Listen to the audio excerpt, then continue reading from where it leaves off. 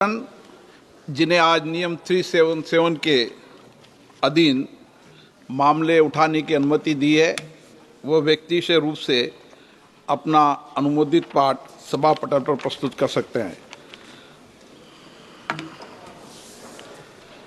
माननीय गृह मंत्री जी।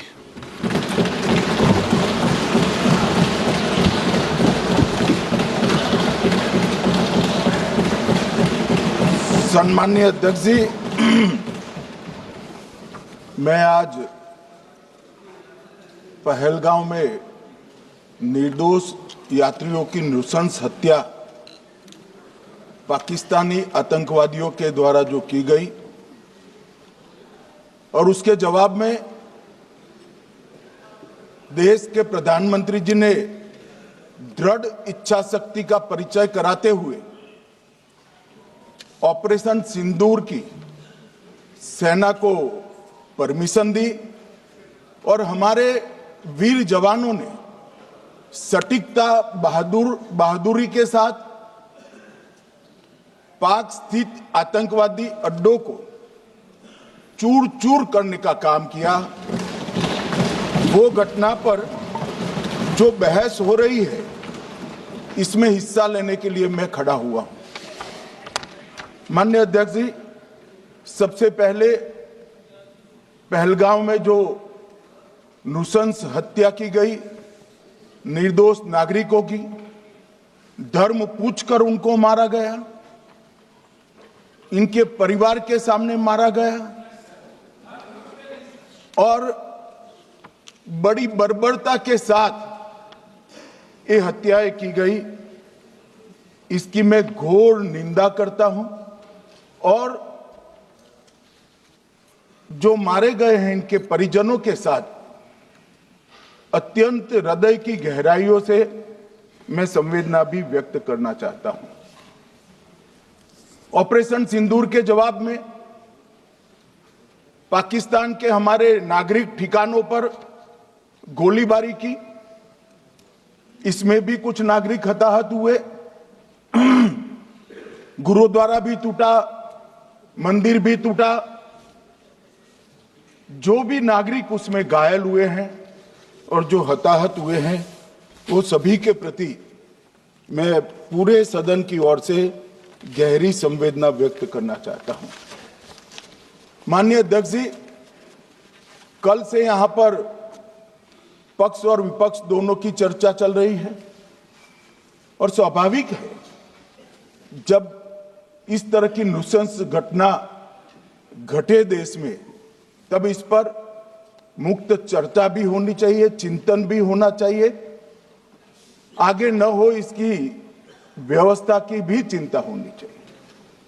माननीय अध्यक्ष जी, मैं विषय पर आने से पहले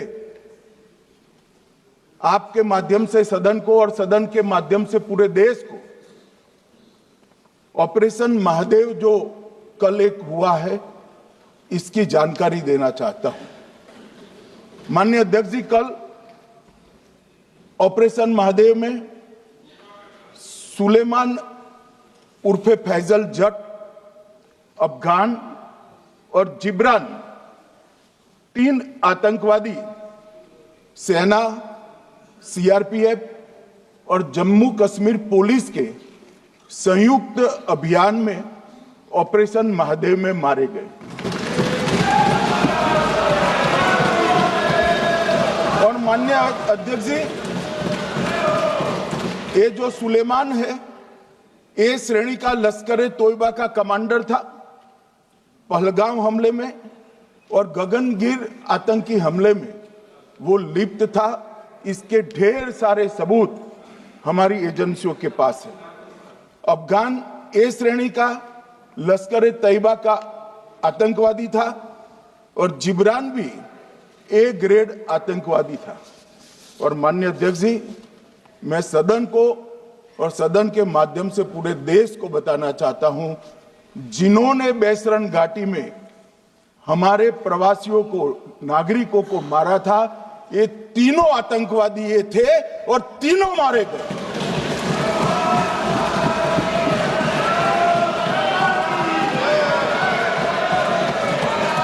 और मान्यवर, मैं आज इस सदन के माध्यम से सेना के पैरा 4 सीआरपीएफ के सारे जवान जो अभियान में शामिल थे और जम्मू कश्मीर पुलिस के जो जवान थे, वो सभी को सदन और पूरे देश की ओर से बहुत बहुत साधुवाद देना चाहता हूं।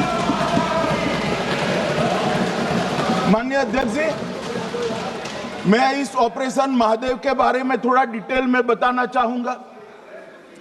ऑपरेशन महादेव की शुरुआत 22 मई 2025 को, एक प्रकार से तो जिस दिन हत्या हुई थी उसी दिन रात को 22 मई 2025 को हुई। जिस दिन हत्या हुई थी उसी दिन रात को एक सुरक्षा मीटिंग की गई थी जम्मू कश्मीर में। ये पूछ रहे थे, कोई गए नहीं, सिर्फ राहुल गांधी गए।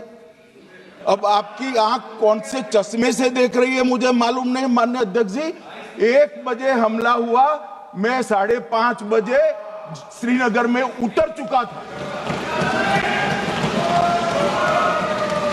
माननीय अध्यक्ष जी, अरे सुनो मैं बताता हूँ ना 22 में, सुनो ना प्लीज, धैर्य रखकर सुनो। हमने आपको नहीं टोका है, सुनना पड़ेगा भाई, ऐसे नहीं चलेगा। माननीय अध्यक्ष जी, नहीं, पर बैठे बैठे मत बोलिए आप भी। माननीय अध्यक्ष जी, 23 अप्रैल को टिप्पणी मत करिए। एक सुरक्षा मीटिंग की गई। सभी सुरक्षा बल, सेना, CRPF, BSF, Jammu Kashmir police, और सबसे पहले उसमें निर्णय किया गया कि जो नृशंस हत्यारे हैं वो देश छोड़कर पाकिस्तान भाग न पाए, इसकी हमने पुख्ता व्यवस्था की और भागने नहीं। 22 मई को आईबी के पास एक ह्यूमन इंटेल आई और एक क्षेत्र के अंदर, दाची गांव क्षेत्र के अंदर आतंकवादियों की उपस्थिति की सूचना मिली। आईबी और सेना द्वारा दाचीकाम क्षेत्र में अल्ट्रा सिग्नल कैप्चर करने के लिए जो इंस्ट्रूमेंट हमारी एजेंसियों ने बनाए हैं, इसके द्वारा इस सूचना को पुख्ता करने के लिए मई से 22 जुलाई तक लगातार प्रयास किए गए। ठंड में ऊंचाइयों पर हमारे सेना के अधिकारी पैदल इनके सिग्नल प्राप्त करने के लिए घूमते रहे, आईबी के अफसर भी घूमते रहे, सीआरपीएफ भी घूमती रही, और मान्यवर 22 जुलाई को हमें सफलता मिली। सेंसर्स के माध्यम से आतंकवादी होने की पुष्टि मिल गई। तब 4 पैरा जो हमारी सेना का एक हिस्सा है, उसकी नेतृत्व में 4 पैरा के जवान, सीआरपीएफ के जवान और जम्मू कश्मीर पुलिस के जवान मान्यवर एक साथ ये आतंकवादियों को घेरने का काम किया। सेना, सीआरपीएफ, जम्मू कश्मीर पुलिस की मीटिंग भी की गई। जो 5 ह्यूमन एसेट से उनको भी वहां भेजा गया, और कुल मिलाकर कल जो ऑपरेशन हुआ, इसमें हमारे निर्दोष नागरिकों को मारने वाले तीनों आतंकी मौत के घाट उतार दिए। मान्यवर, तीनों के नाम मैंने बताए हैं, सुलेमान उर्फे फैजल जट, अफगान और जिब्रान। मान्यवर, वो तो एक आशंका थी कि यही लोगों ने घटना की है, मगर मैं बाद में एनआईए की जांच पर आता हूं, एनआईए ने पहले से ही इनको, जिन्होंने आसरा लिया था, वो लोगों को गिरफ्तार कर रखा था। उनको खाना पहुंचाने वाले लोगों को अपने कब्जे में रखा था।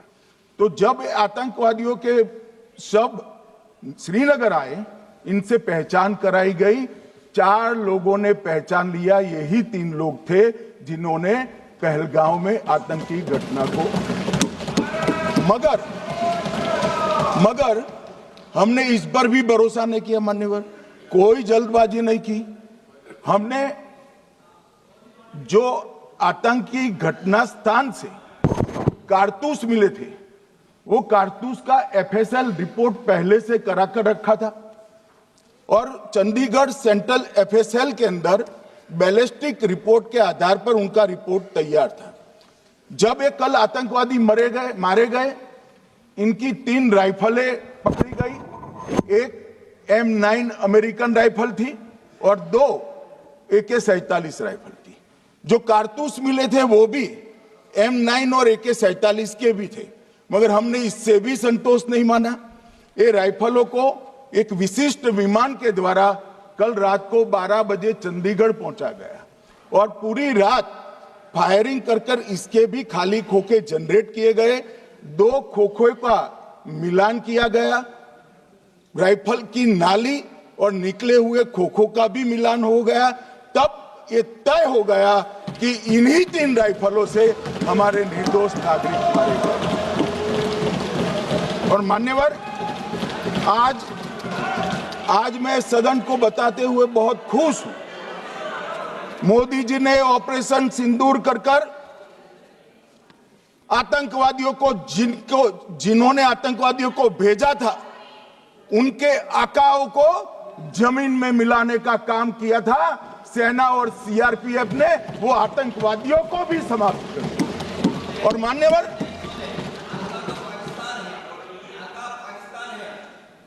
कौन पाकिस्तान से आपकी बात होती है क्या? अरे बैठ जाओ भाई।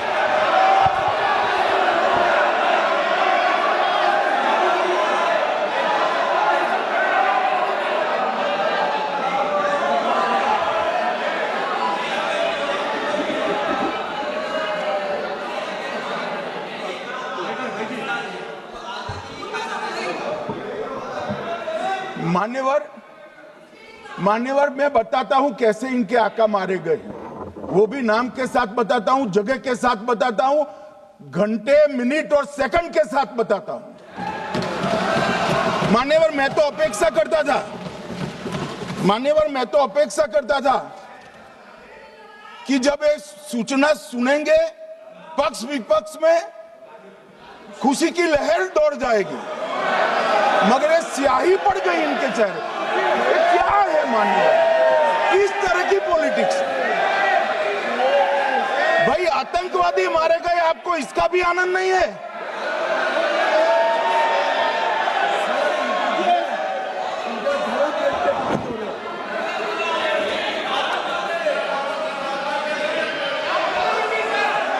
अखिलेश जी बैठ जाइए, मेरा पूरा जवाब सुनिए, आपका सब जवाब आ जाएगा। भाई आप आतंकवादियों का धर्म देखकर दुखी मत होइए।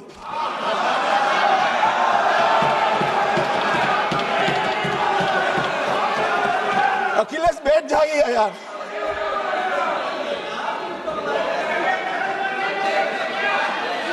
अखिलेश जी बैठ जाइए। मान्यवर, किसी को संशय रखने की जरूरत नहीं है। बैलिस्टिक रिपोर्ट मेरे पास है, मेरे हाथ में है और 6 वैज्ञानिकों ने इसको क्रॉस चेक किया है। सुबह 4:46 पर फोन पर मुझे 6 ने वीडियो फोन पर कहा है कि 100% वही गोलियां हैं जो वहां चलाई। मान्यवर, ये हमारे देश की सेना, सीआरपीएफ और जम्मू कश्मीर पुलिस, ये तीनों का एक साझा बहुत बड़ा कामयाबी है, जिस पर 140 करोड़ को नाज होना चाहिए, देश की जनता को नाज। मान्यवर, मैं तो गया था वहां पर जब ये घटना हुई। दूसरे दिन इनके परिजनों को मिला था। 6 दिन की शादी वाली बच्ची विधवा होकर मेरे सामने खड़ी थी। आज तक मैं वो दृश्य नहीं भूल सकता। मगर आज सारे परिजनों को मैं कहना चाहता हूं कि मोदी जी ने ऑपरेशन सिंदूर से भेजने वालों को भी मारा और हमारे सुरक्षा बलों ने जिनको भेजा था उनको भी मारा और एक ऐसा सबक सिखाया है कि आने वाले कई दिनों तक कोई ऐसी हिम्मत नहीं कर पाएगा। मान्यवर, मैं थोड़ा एनआईए की जांच के बारे में भी बताना चाहूंगा। मान्यवर, जिस दिन लश्कर-ए तोयबा ने और इसके आउटफिट टीआरएफ ने इसकी जिम्मेदारी ली, उसी दिन हमने तय कर लिया था कि ये जांच एनआईए को सौंप दी जाएगी, क्योंकि एनआईए आतंकवाद के केसों की जांच के लिए, वैज्ञानिक तरीके से जांच करने के लिए और सजा कराने के लिए महारत हासिल की हुई विश्व मान्य एजेंसी है, जिसका सजा कराने का दर 96% से ज्यादा है। मान्यवर, हमने तुरंत ही इसकी जांच एनआईए को दे दी। हमने पूरी व्यवस्था की। सेना, बीएसएफ, सीआरपीएफ और जम्मू कश्मीर पुलिस ने कि लोग देश छोड़कर भाग न जाए। और मान्यवर, इसकी जांच की शुरुआत हुई। एक थकाने वाली बहुत लंबी जांच हुई है। जांच के दौरान मृतक के परिजन जो साथ में थे, उनको सभी को चर्चा किए गया। पर्यटकों, खच्चर वालों, पोनी वालों, फोटोग्राफर, कर्मचारियों, विभिन्न दुकान में काम करने वाले लोगों, कुल मिलाकर 1055 लोगों की लंबी 3000 घंटे से ज्यादा पूछताछ इंफॉर्मेशन के लिए की गई और इस सबको वीडियो पर रिकॉर्ड कर दिया गया। और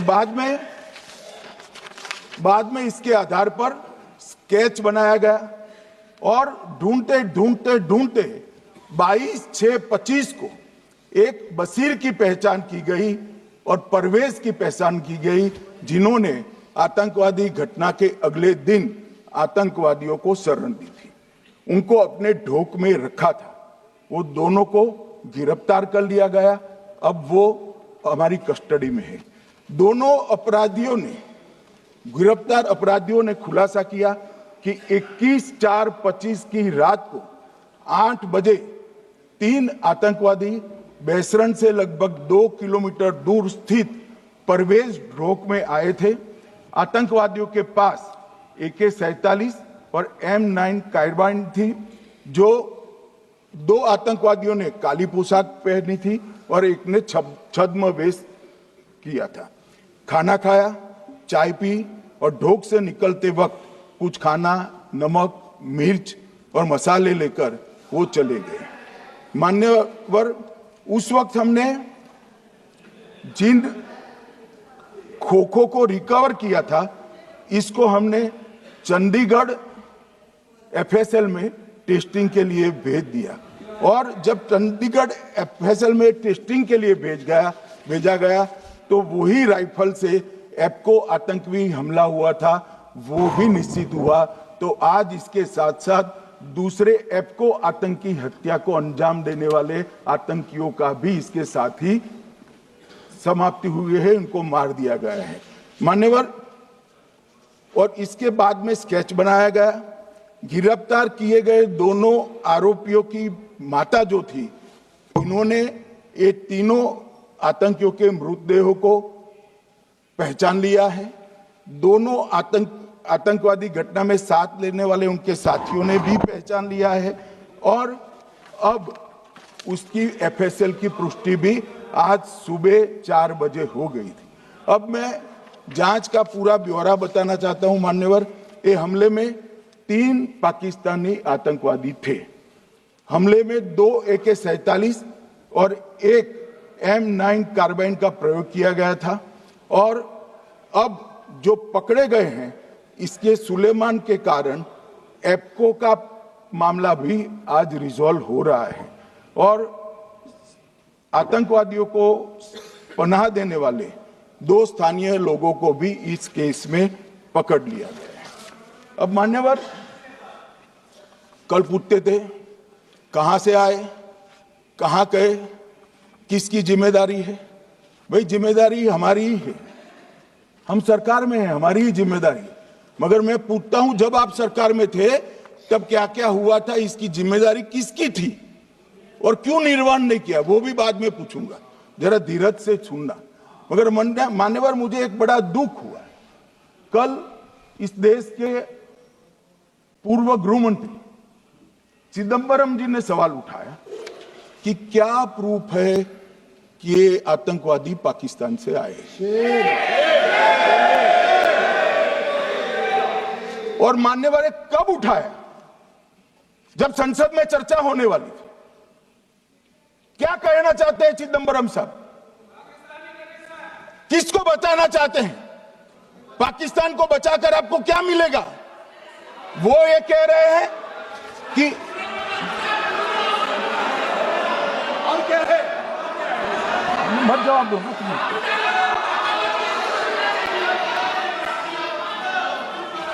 मान्यवर, हमारे पास, मैं आज चिदंबरम साहब को कहना चाहता हूं, मैं आज चिदंबरम साहब को आपके माध्यम से कहना चाहता हूं, हमारे पास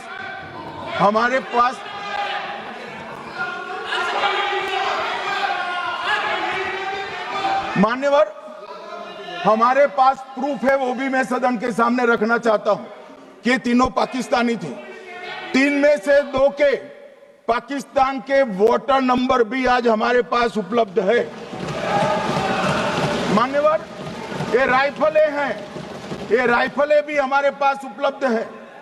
इनके पास से जो चॉकलेटें मिली हैं, वो चॉकलेटें ढोक में से मिली, वो भी पाकिस्तान की बनाई हुई चॉकलेट है। मान्यवर, ये कहते हैं कि पाकिस्तानी नहीं थे, इसका मतलब पूरी दुनिया के सामने इस देश का एक पूर्व गृह मंत्री पाकिस्तान को क्लीन चिट दे रहा है।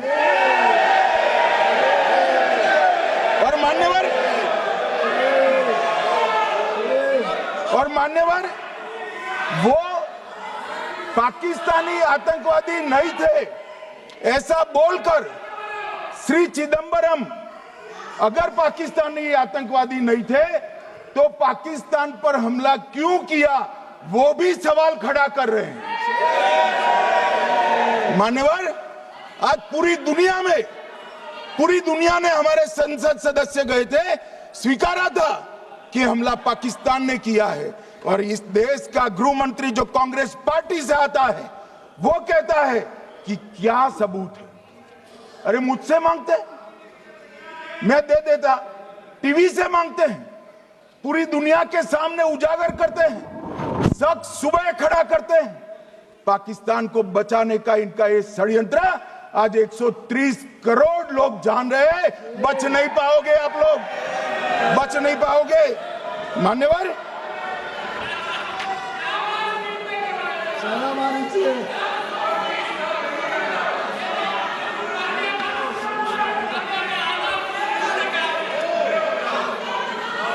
मान्यवर,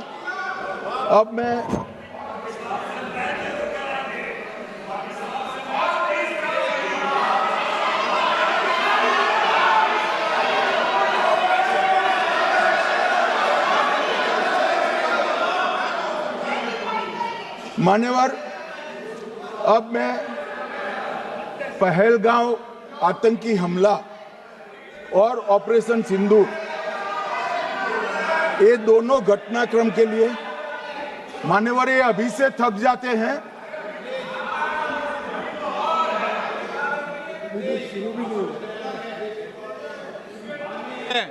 प्लीज रेडी।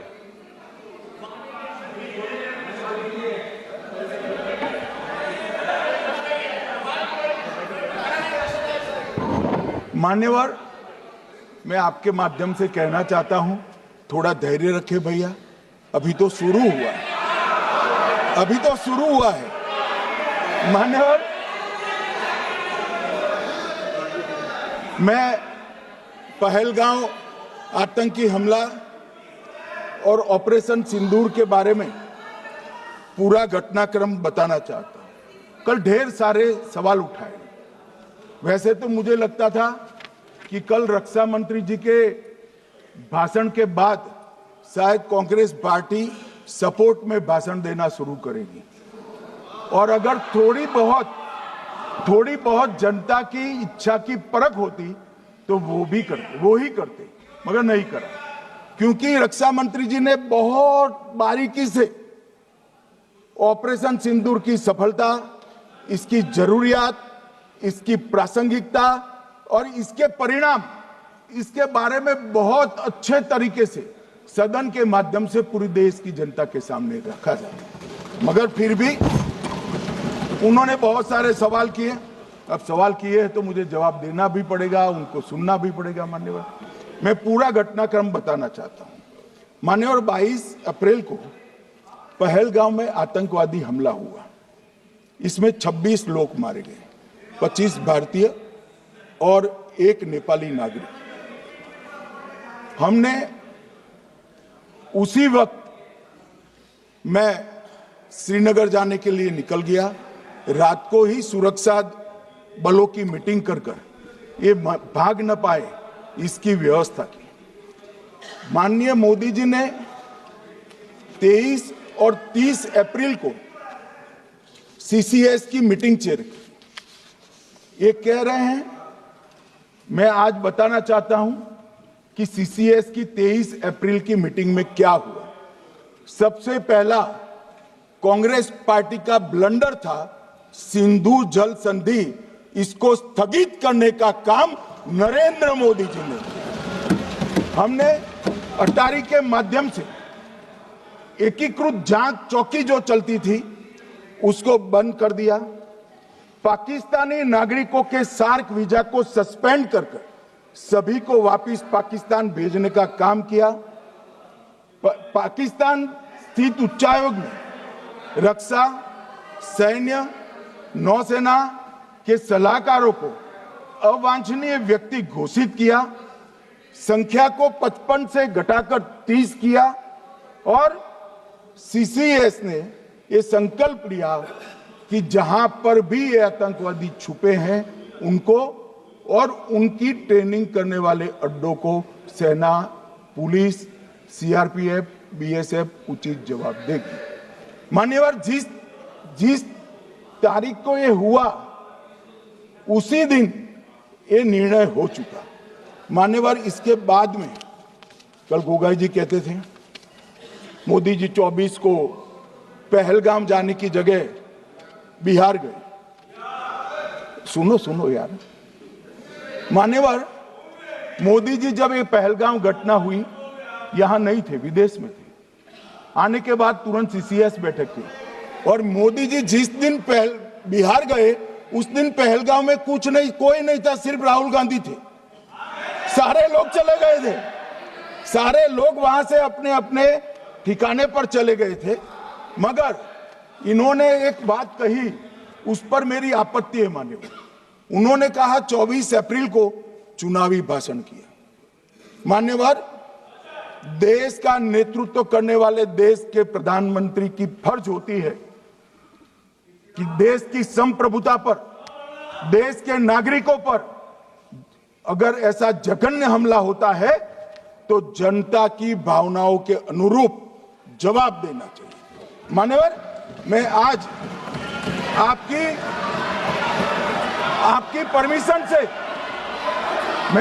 परमिशन से मोदी जी के बिहार भाषण के कुछ अंश पढ़ना चाहता हूं। कोट अनकोट है। 22 अप्रैल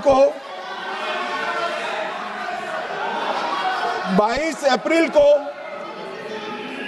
पहलगाम का यह हमला केवल निहत्थे पर्यटकों पर नहीं बल्कि पूरे भारत की आत्मा पर एक दुस्साहसपूर्ण प्रहार है। आतंकवाद के प्रति दृढ़ और कड़ा रुख, आतंकियों और इसके हमले की साजिश रखने वालों की कल्पना से भी बढ़कर उनको सजा दी जाए। मान्यवर, महत्वपूर्ण है आतंकियों और इसकी साजिश रचने वाले दोनों को।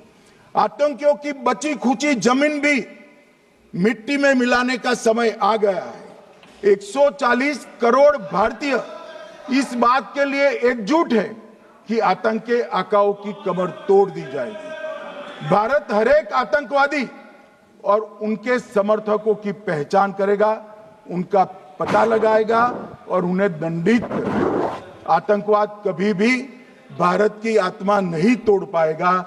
न्याय सुनिश्चित करने का मैं हर संभव प्रयास करूंगा। अनकोट।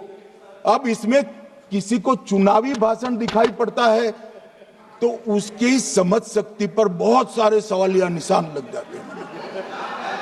ये चुनावी भाषण नहीं है, आतंकवाद के खिलाफ लड़ने का 140 करोड़ भारतीयों का प्रतिघोष है जो मोदी जी ने वहां दिया। इनको चुनावी भाषण दिखाई पड़ता है। जैसे चश्मे होते हैं ऐसी ही दृष्टि होती है। मान्यवर, इसके बाद 30 अप्रैल को मान्यवर 30 अप्रैल को सीसीएस की बैठक हुई, पहले 23 को हुई थी। उसमें सशस्त्र बलों को पूर्ण ऑपरेशन की फ्रीडम दे दी गई।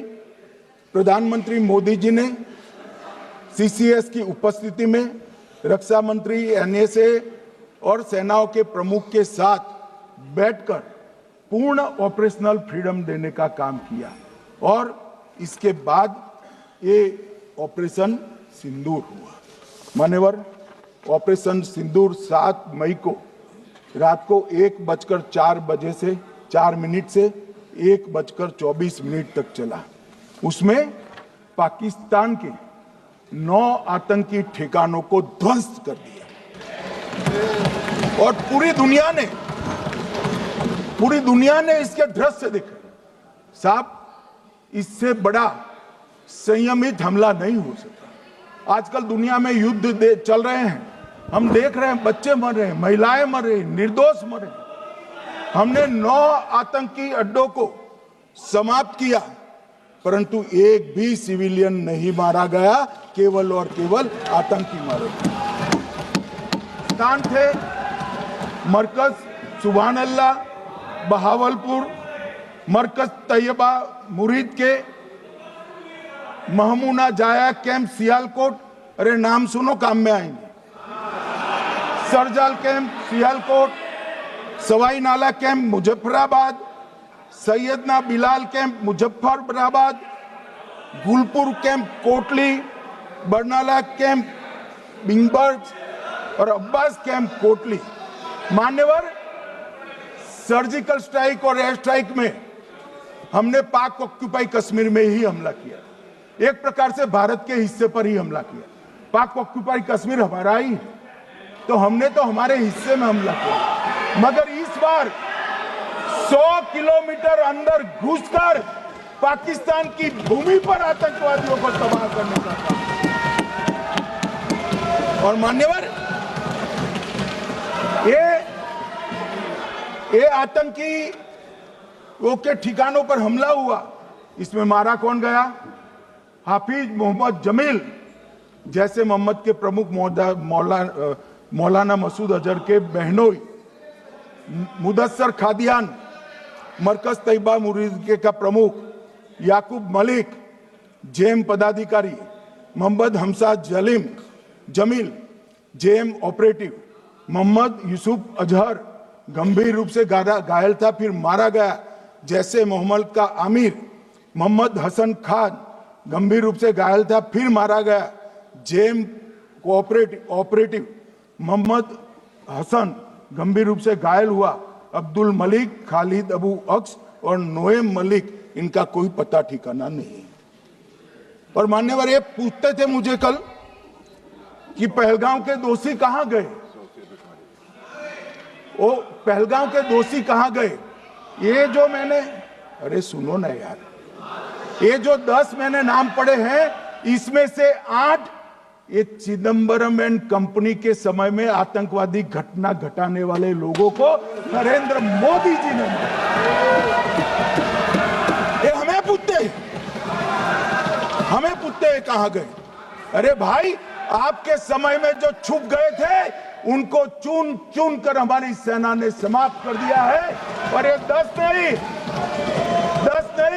कल राजनाथ जी घबराते बोले हैं, अब ऑथेंटिक शब्द का है, मैं बढ़ा नहीं सकता, मगर कम से कम 100 लोगों को हमारी सेना ने समाप्त, 100 से अधिक लोगों को हमारी सेना ने समाप्त करने का काम। मान्यवर, और इस पर भी गर्व नहीं कर सकते आप, इस पर भी गर्व नहीं कर सकते।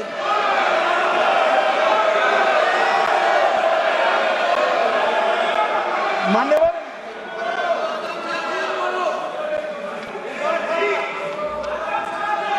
मान्यवर 7 मई को 1:26 पर 22 मिनट पर ये हमारा काम समाप्त हो गया। हमारे डीजीएमओ ने उनके डीजीएमओ को बता दिया कि भाई हमने आतंकवादी हमलों पर स्थानों पर सिर्फ हमला किया है, इनके हेडक्वार्टर पर हमला किया है, जो हमारा आत्मरक्षा का अधिकार है। पूरी दुनिया इसको एक्नॉलेज करती है। ऐसा नहीं हो सकता है मनमोहन सिंह के समय की तरह कि वो आकर मारेंगे और हम चुपचाप बैठे रहेंगे और जाकर चर्चा करेंगे। ये नरेंद्र मोदी सरकार, ऐसा नहीं हो सकता। डोजियर भेजते रहेंगे। मान्यवर, उरी में हमला हुआ, हमने सर्जिकल स्ट्राइक किया। पहलगाम में हमला हुआ, एयर स्ट्राइक करा, और अरे पुलवामा में हुआ, एयर स्ट्राइक करा, और पहलगाम में हमला किया। 100 किलोमीटर अंदर जाकर 9 अड्डों और 100 से ज्यादा आतंकवादियों को समाप्त। मान्यवर, अब देखिए, हमने तो हमला किया था पाकिस्तान स्थित टेररिस्ट ठिकानों पर। अब पाकिस्तान से गलती हो गई। टेररिस्ट ठिकानों पर जो हमला किया था उसको वो अपने पर का हमला मान बैठे, और पूरी दुनिया में कहते थे कि हमारा टेररिज्म से कोई लेन देन नहीं है। ये तो अब ऐसे ही ग्रुप करते, हम तो विक्टिम है, जो मनमोहन सिंह ने सर्टिफाइड भी कर दिया था कि ये भी विक्टिम है। मान्यवर, मगर दूसरे दिन इनकी श्रद्धांजलि का कार्यक्रम हुआ, और पाकिस्तान को मालूम नहीं पड़ा कि ये पूरी दुनिया देखेगी। सेना के आला अफसर उनके नमाजे जनाजा में उपस्थित हुए, उनके जनाजे को कंधा दिया, और ये सारे आतंकवादियों के जनाजे के जुलूस के अंदर पाकिस्तानी सेना, इनके अफसर, आईएसआई के अफसर, वहां की पुलिस के अफसर अश्रुभीनी आंख के साथ जुड़े थे। और मान्यवर, ये सिंदूर ने पाकिस्तान को पूरी दुनिया में एक्सपोज कर दिया कि पाकिस्तान के अंदर टेररिज्म स्टेट स्पॉन्सर्ड टेररिज्म है। ये पूरी तरह से, मान्यवर, पूरी तरह से एक्सपोज हो गया। 8 मई को पाकिस्तान ने हमारे रिहायशी इलाकों में हमला किया, हमारे सेना के अड्डों पर हमला किया, मगर एक भी मिसाइल से उनका कुछ नुकसान नहीं कर पाई। बहुत नजदीक से की हुई गोलाबारी के कारण हमारे एक गुरुद्वारा टूटा, एक मंदिर टूटा, कुछ हमारे नागरिक हताहत हुए। और दूसरे दिन 9 मई को मोदी जी ने सेना को हुक्म दिया, एक मीटिंग करी, राजनाथ जी, मोदी जी, एनएसए, सेना के सारे अध्यक्ष, और जवाब देने का तय किया, और उनके 11 एयरबेस को क्षतिग्रस्त करने का काम किया। मान्यवर, 8 एयरबेस इतने सटीक तरीके से तोड़े गए, पाकिस्तान की पूरी एयर डिफेंस सिस्टम धरी की धरी रह गई, कुछ नहीं कर पाई। नूर खान चकलाला एयरबेस तोड़ दिया गया, मुरीद तोड़ दिया गया, सुगुर्दा तोड़ दिया गया, रफीकी तोड़ दिया गया, रहीम यार खान तोड़ दिया गया, जकोबाबाद तोड़ दिया गया, सुक्कुर और भोलारी भी तोड़ दिया। और सुक्कुर, लाहौर, अरिफवाला, चुनेन, जकोकाबाद और नया चोर, ये 6 रडार सिस्टम भी उनके पूरी तरह से ध्वस्त कर दिए। 2 surface to air guided weapon Lahore और ओकारा में इनका जखीरा भी समाप्त कर दिया गया। और मान्यवर, ये हर चीज में पॉलिटिक्स करते, हर चीज में। जब हमने उन्होंने हमारे रिहायशी इलाकों पर हमला किया, फिर भी हमने इनके रिहायशी इलाकों पर हमला नहीं किया। सिर्फ इनके एयरबेस और एयर डिफेंस सिस्टम को निशाना बनाया और उनकी आक्रमण करने की क्षमता को पंगु कर रख दिया। हमारी पूरी सेना, पूरी वायुसेना, पूरी नौसेना अक्षुण्ण थी और उनकी हमला करने की क्षमता को हमने छिन्न विछिन्न कर दिया। पाकिस्तान के पास शरण में आने के अलावा और कोई चारा ही नहीं था। इसलिए मान्यवर, इसलिए 10 मई को डीजीएमओ ने, पाकिस्तान के डीजीएमओ ने भारत के डीजीएमओ को फोन किया और 5 बजे हमने इस संघर्ष को विराम किया। अब मान्यवर,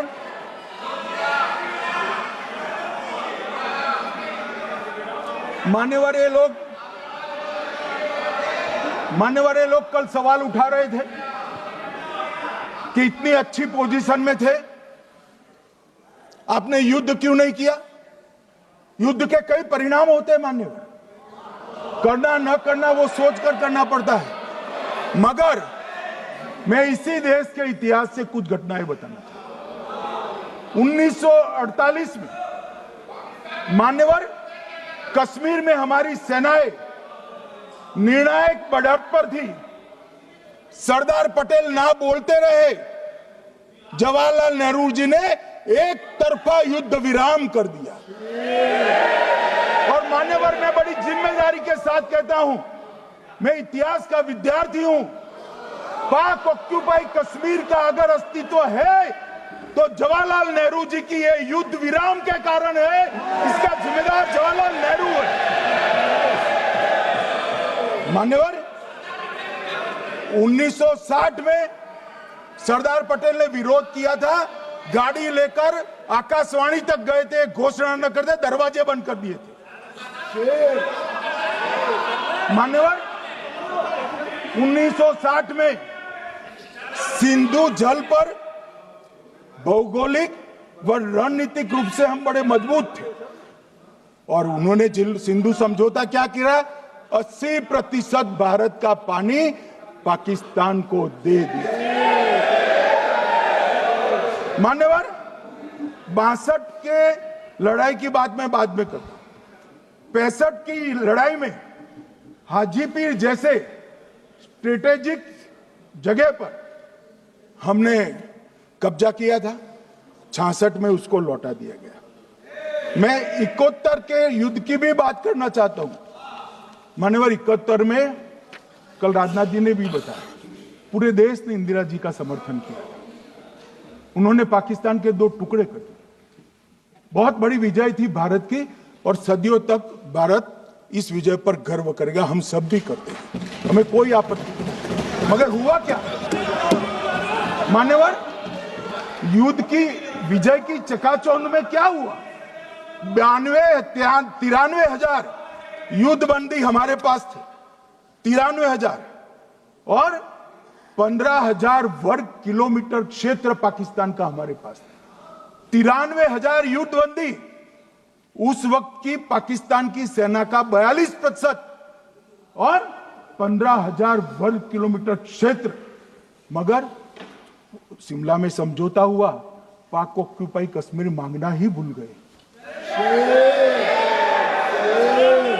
अगर उस वक्त पाक ऑक्यूपाई कश्मीर मांग लेते, न रहेगा बांस, न बजती बांसुरी। ये कैंप तोड़ने की जरूरत न पड़ती साहब आपको, हमको। मान्यवर, इतना ही नहीं, पाक ऑक्यूपाई कश्मीर तो नहीं लिया, मांगना ही भूल गए। 15,000 वर्ग किलोमीटर की जीती हुई भूमि भी वापस दे दी। तय हुआ था पाकिस्तानी नरसंहार के लिए युद्ध अपराध न्यायाधिकरण बनेगा, नहीं बना। सेना ने पूर्वी पाकिस्तान में नरसंहार किया था। 195 पाकिस्तानी अधिकारियों पर मुकदमा चढ़ना था। भुट्टो अपने साथ इंदिरा जी के सामने से छुड़ा कर ले गए। जनरल मानेक शॉ का एक कोट अनकोट कहता हूं, जनरल मानेक शॉ का, जो एक प्रकार से आर्किटेक्ट माने जाते हैं बांग्लादेश विजय के। इन्होंने कहा कि भुट्टो ने भारत के नेतृत्व को मूर्ख बनाया। अब जो शब्द है मैं आप कोट अनकोट है, इसमें मेरा कुछ नहीं है, ये लोग गुस्सा न हो सकते। I told her into bracket Indira Gandhi, Indira ji को कहा that he into bracket Bhutto के लिए he has made monkey out of you.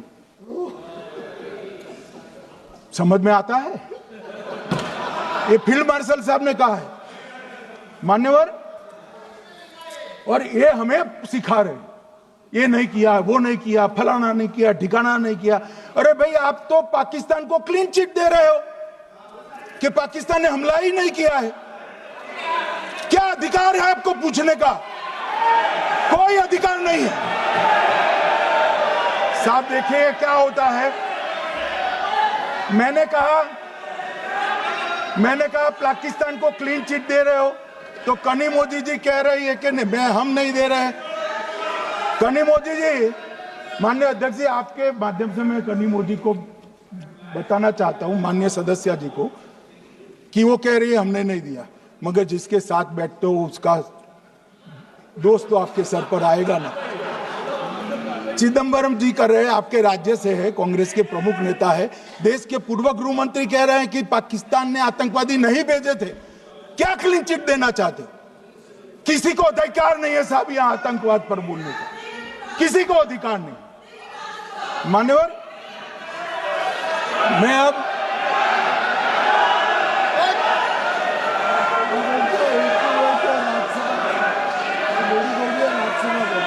मान्यवर, मैं उनको बताना चाहता हूं, अभी आधा भी नहीं हुआ है, जरा सुनो।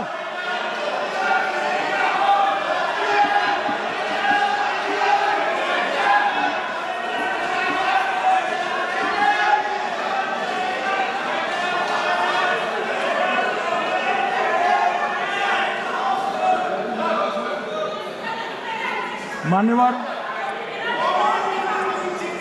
62 के चिन्ह में क्या हुआ, 62 के युद्ध में क्या हुआ? मान्य,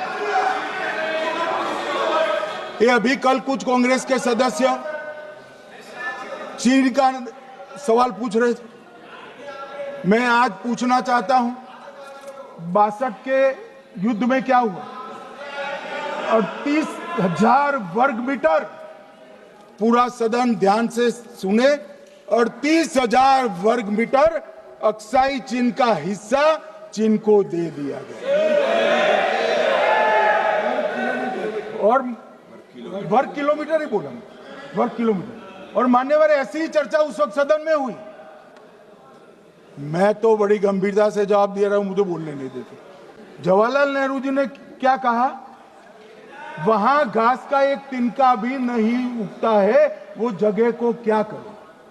तो एक संसद सदस्य ने, नेहरू जी का सर मेरे जैसा था, महावीर प्रसाद त्यागी जी ने कहा कि आपके सर पर भी एक बाल नहीं, वो चीन बेच दे क्या?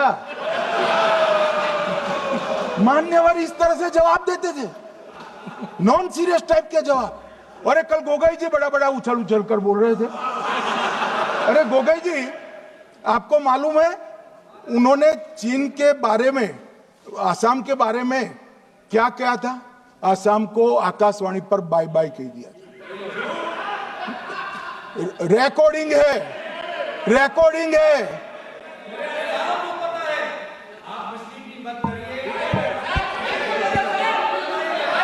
मान्यवर, मैं भी सहमत हूं, पूरे आसाम को पता है। मान्यवर,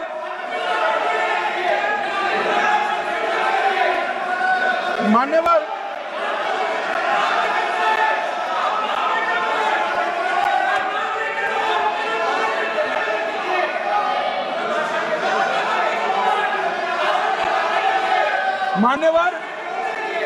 मुझे मालूम है पूरे आसाम को पता है, इसीलिए तो वो विरोध पक्ष में बैठे वहां पर आसाम में, पूरे आसाम को पता है। और मान्यवर,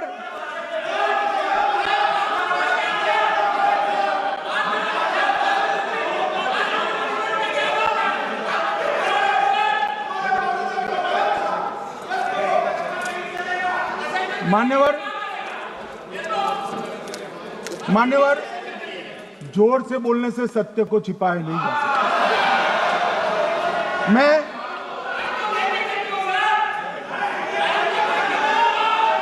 मान्यवर, मैं selected words of Jawaharlal Nehru series volume 29 पृष्ठ 231 पर से एक जवाहरलाल नेहरू जी के पत्र को कोट करना चाहता हूं। अनौपचारिक रूप से संयुक्त राज्य अमेरिका ने यह सुझाव दिया कि चीन को संयुक्त राष्ट्र में तो ले लिया जाए, मगर सुरक्षा परिषद को नहीं। सुरक्षा परिषद में भारत को लेना चाहिए, यह अमेरिका का प्रस्ताव था। नेहरू जी ने कहा, हम इसे स्वीकार नहीं करते क्योंकि इससे चीन के साथ हमारे संबंध खराब होंगे और चीन जैसे महान देश को बुरा लगेगा। मान्यवर, आज चीन सुरक्षा परिषद में है और भारत बाहर है। मोदी जी प्रयास करें अंदर ले जाने का, इसका कारण जवाहरलाल नेहरू का ये स्टैंड है।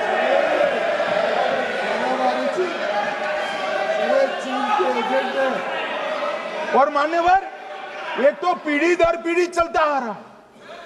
राजीव गांधी फाउंडेशन ने चीन के साथ एमओयू कर दिया।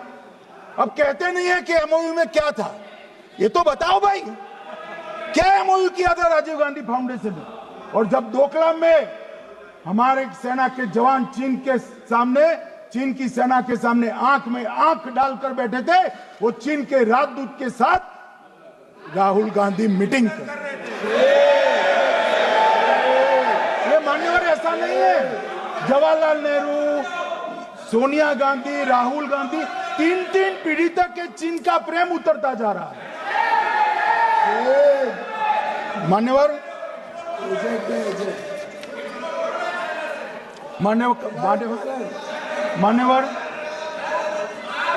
मैं अभी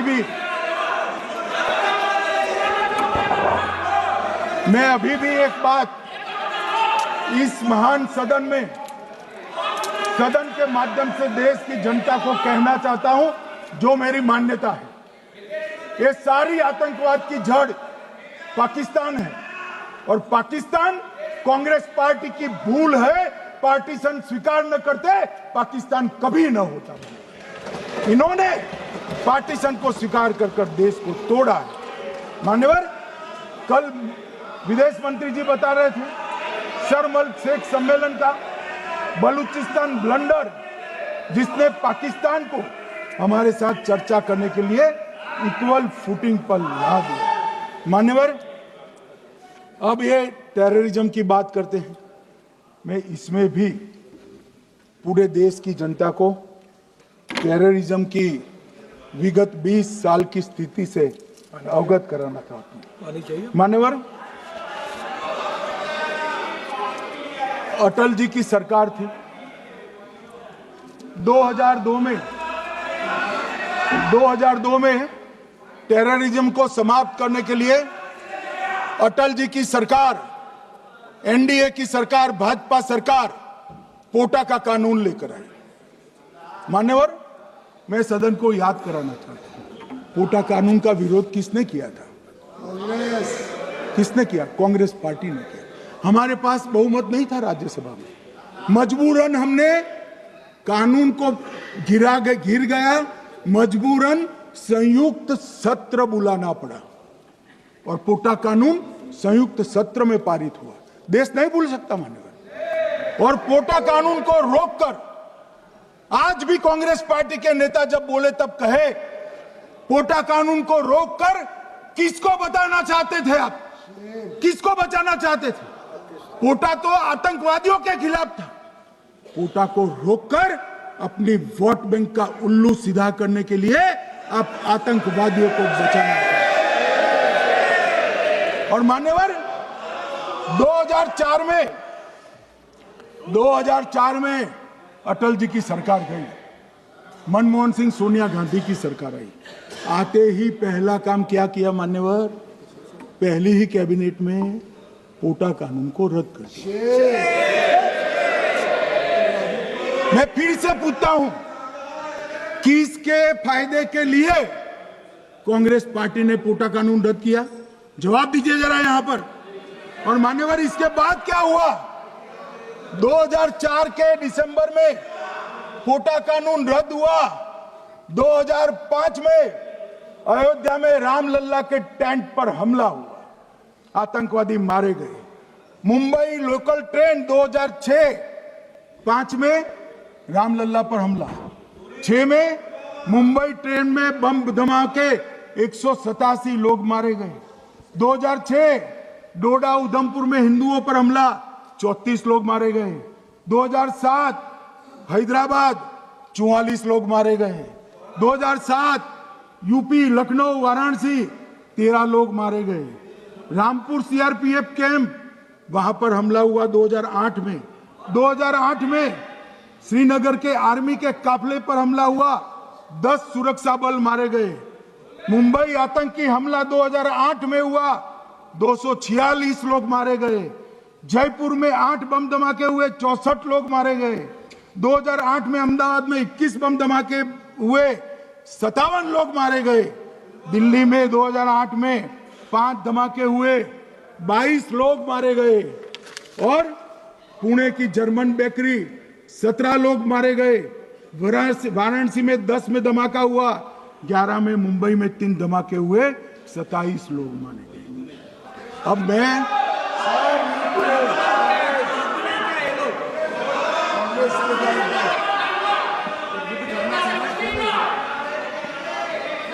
मान्यवर,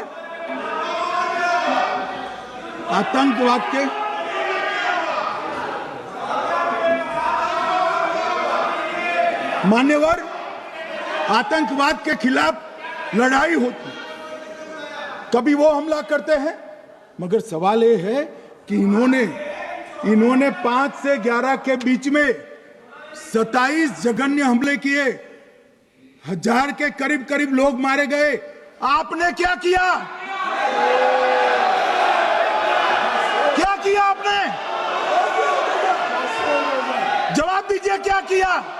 और मैं राहुल गांधी जी को चैलेंज देना चाहता हूं, इन्होंने इस आतंकवादी हमलों के खिलाफ उनकी सरकार ने जो कदम उठाए, यहां खड़े रहकर हिम्मत से बताए देश की जनता को। कुछ नहीं किया मान्यवर।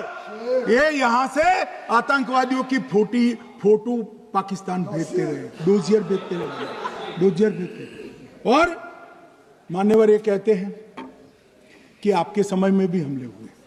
मैं उनको अंतर समझाना चाहता हूं, वो देख नहीं पा रहे। मान्यवर, हमारे समय में जो भी आतंकवादी घटना हुई, पाक प्रेरित और कश्मीर सेंट्रिक हुई। देश के हिस्से में 2014 से 2025 तक एक भी घटना नहीं हुई है मान्यवर। ये नरेंद्र मोदी सरकार है मान्यवर। और कश्मीर में भी आज स्थिति ऐसी हुई है, उनको पाकिस्तान से आतंकवादी भेजने पड़ते हैं। कश्मीर में आतंकवादी अब हमारे नहीं बनते मान्यवर।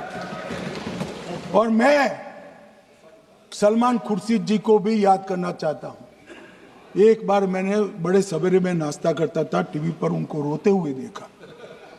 मुझे लगा क्या हुआ, कोई बड़ी घटना हो गई। तो रोते रोते वो श्रीमती सोनिया गांधी के घर से बाहर आ गए कि बाटला हाउस की घटना देखकर सोनिया जी फूट कर रो पड़ी। अरे रोना था तो शहीद मोहन शर्मा के लिए रोते, बाटला हाउस के आतंकवादियों के लिए रोना आता है। और मान्यवर, हमें पूछते हैं कि आपने क्या किया। कोई अधिकार नहीं है पूछने का, कोई अधिकार नहीं है मान्यवर। और ये हमें पूछते थे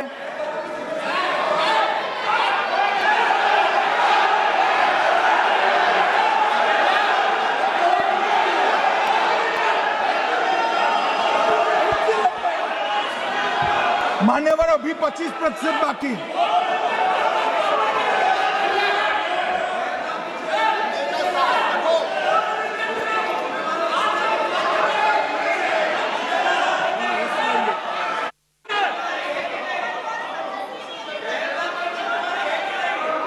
बैठिए, जवाब दे रहे हैं ना आपका।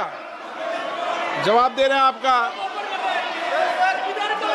पहलगांव के बाद जो घटनाक्रम घटित उसका जवाब दे दिया ना माननीय गृह मंत्री जी ने। आपने पूछा आतंकवादियों क्या हुआ, आतंकवादियों का जवाब दे दिया। क्या पूछना चाहते हैं आप? आपने हर सवाल पूछा, हर सवाल जवाब सुनिए माननीय गृह मंत्री जी।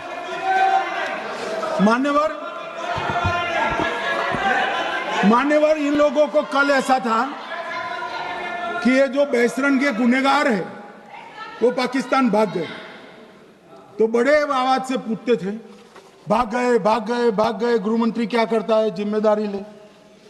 हमारी तो सेना ने ठोक दिया, सीआरपीएफ ने ठोक दिया। मान्यवर, अब मेरा तो जवाब बनना ना देता है ना वो मांगना बनता है, मगर मैं उनको कुछ पूछना चाहता हूं।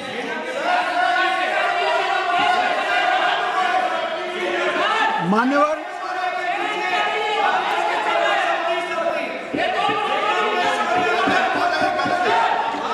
प्लीज, मारेगी तो सेना है ना, सेना अब ऐसे भी मारेगी ना, तो वो भी ये कह रहे हैं सेना और सीआईएसएफ ने मारा।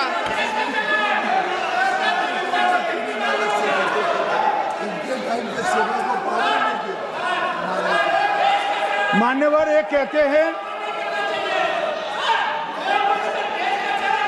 साहब इसको बिठाओ जरा।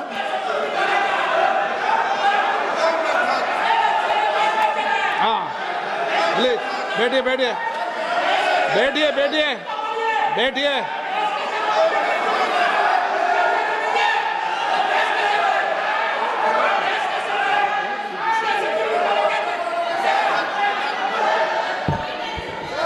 सबको मान्यवर, ये लोग मुद्दा उठाना चाहते हैं तो जरूर उठाए। मैं आज सुबह ही सलमान खुर्शीद जी का वो इंटरव्यू मेरे मोबाइल में रिजर्व कर आया हूं। आप जब भी कहोगे ये पूरे टीवी पर बताने के लिए मैं तैयार हूं। सेव कर आया हूं। इनकी इच्छा है तो कल एक समय तय करिए, यहां बता दीजिए चारों टीवी में, और देश की जनता भी देख ले।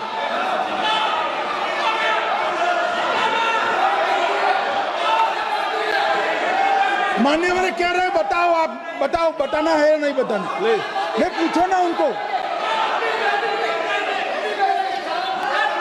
Please please.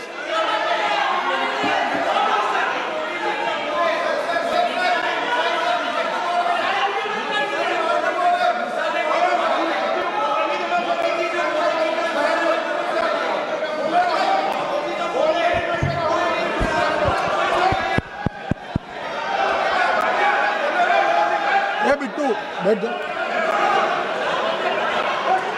मान्यवर, ये पूछ रहे थे कि क्यों भाग गए। अब मेरा समय काफी जाया गया, मैं जरा संक्षिप्त में कहता हूं, घटनाओं पर नहीं जाओ। दाऊद इब्राहिम कासकर 1986 में भागा, श्री राजीव गांधी की सरकार। सैयद सलाउद्दीन 93 में भागा, कांग्रेस की सरकार। टाइगर मेमन 93 में भागा, कांग्रेस की सरकार। अनीस इब्राहिम कासकर 93 में भागा, इनकी सरकार। रियाज भटकल 2007 में भागा, इनकी सरकार। इकबाल भटकर 2010 में भागा, इनकी सरकार। मिर्जा सादा बेग 2009 में भागा, इनकी सरकार। अब मान्यवर, मेरा तो जवाब मांग लिया, हमारे सुरक्षा बलों ने मेरा जवाब भी दे दिया, अब राहुल गांधी इसका जवाब दे।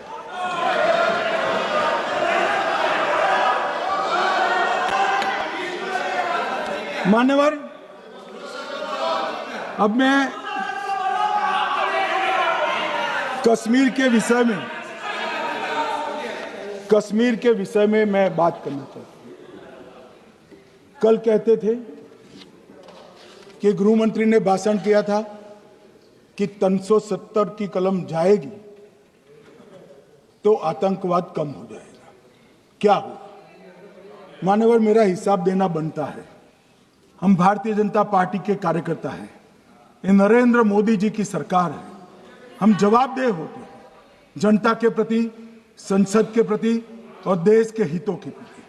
मैं आज देश की जनता के सामने 2004 से 14 और 2015 से 25 10-10 साल का लेखा जोखा रखना चाहता हूं।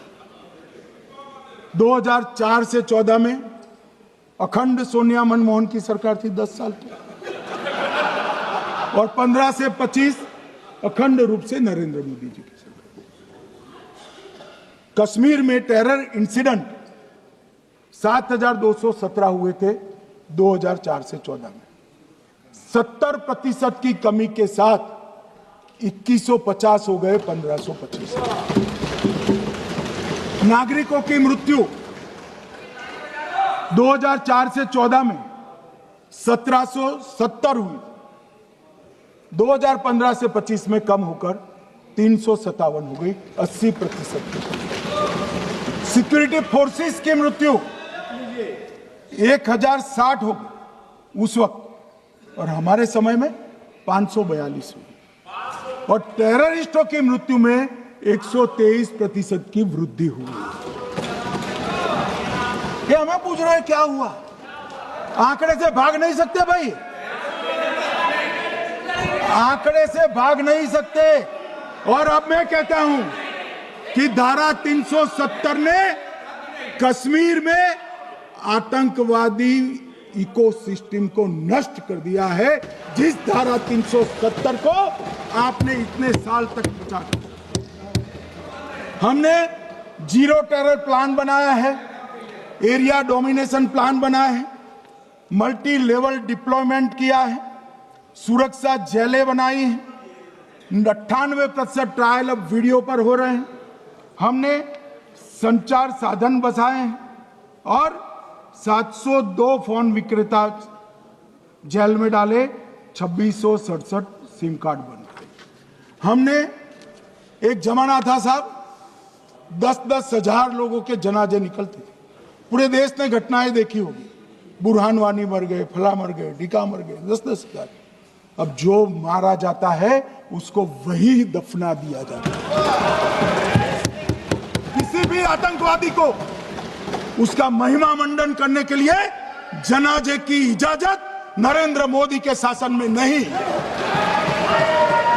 मान्यवर, आतंकवादियों के सगे वाले और समर्थक चुन चुन कर हमने नौकरियों से निकाले, पासपोर्ट रद्द कर दिए हैं, गवर्नमेंट कॉन्ट्रैक्ट रद्द कर दिए हैं, 75 से ज्यादा आतंकी समर्थकों को कोर्ट से ऑर्डर लेकर सरकार से बर्खास्त कर दिया गया है।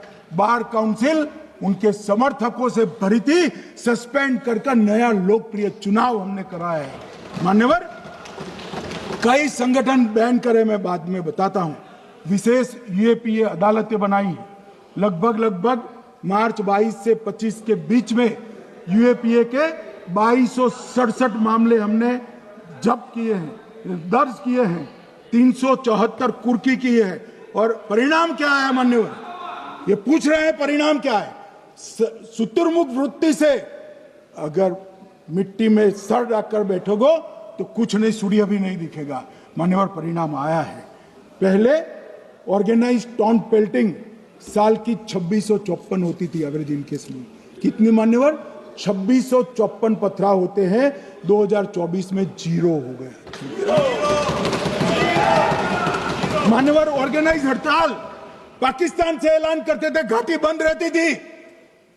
पाकिस्तान की भी हिम्मत नहीं है, घाटी में भी हिम्मत नहीं है। इनके समय में साल में 132 दिन घाटी बंद रहती थी, अब ऑर्गेनाइज हड़ताल 3 साल से 0 है। मान्यवर, टाउन पेल्टिंग में नागरिकों की मृत्यु हर साल 112 होती थी, 3 साल से नागरिकों की मृत्यु 0 है। मान्यवर, जख्मी होते थे 6235 लोग टाउन पेल्टिंग में, आज 0।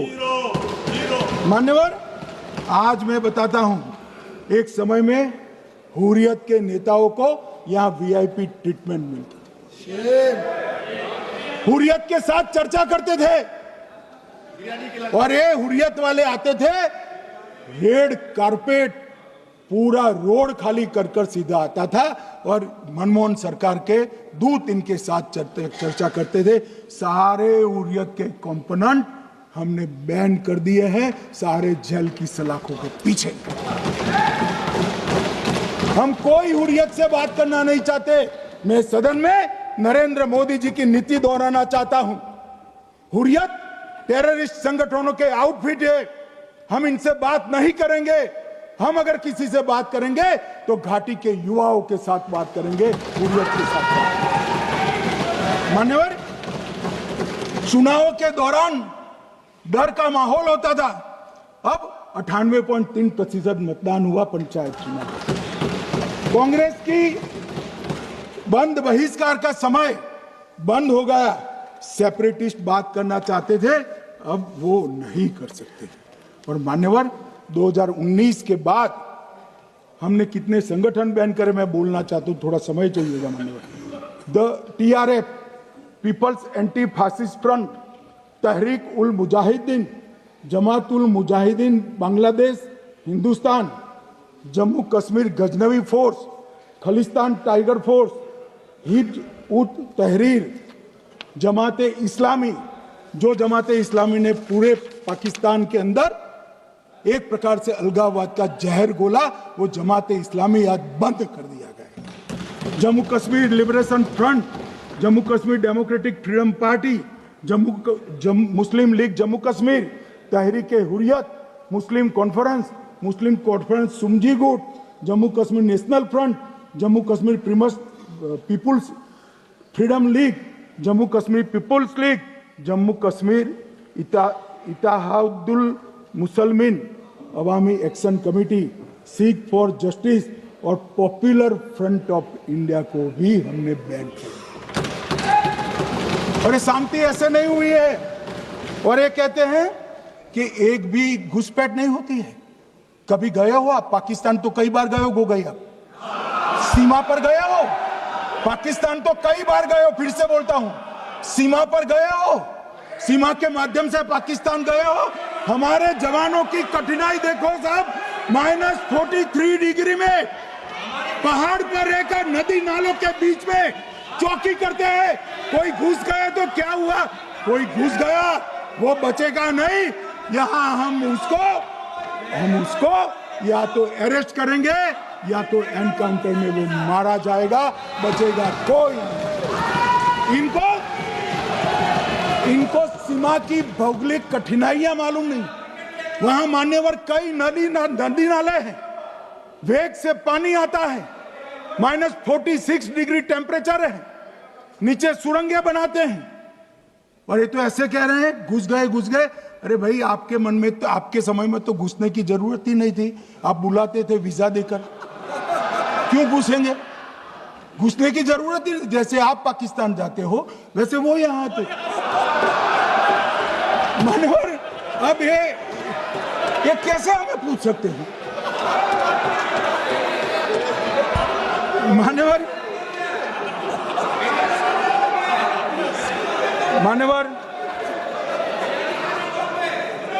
मैं समझ रहा हूं, मान्यवर मैं समझ रहा हूं, पोटा का विरोध करने वाले को नरेंद्र मोदी की आतंकवादी विरोधी नीति नहीं पसंद आई। मैं समझ रहा हूं, पोटा रद्द करने वाले को नरेंद्र मोदी जी की एंटी टेरर नीति पसंद नहीं आई। मैं समझ रहा हूं, टेररिस्टों का बचाव कर वोट बैंक बनाने वालों को एक कोई नीति पसंद नहीं आएगी। मानवर, इसका विरोधी होना है। परंतु मैं आज एक बात यहाँ सदन के सामने आपके माध्यम से सदन को और दुनिया को बताना चाहता हूँ। मानवर, ये नरेंद्र मोदी सरकार है, टेररिज्म के खिलाफ हमारी जीरो टॉलरेंस की नीति है, ऑफर है, और हम विजयी हो। और मान्यवर, मैं फिर से अंत में ऑपरेशन महादेव में जुड़े हुए सेना, CRPF और जम्मू कश्मीर पुलिस के सभी जवानों को 2 हाथ जोड़कर प्रणाम कर बहुत बहुत धन्यवाद।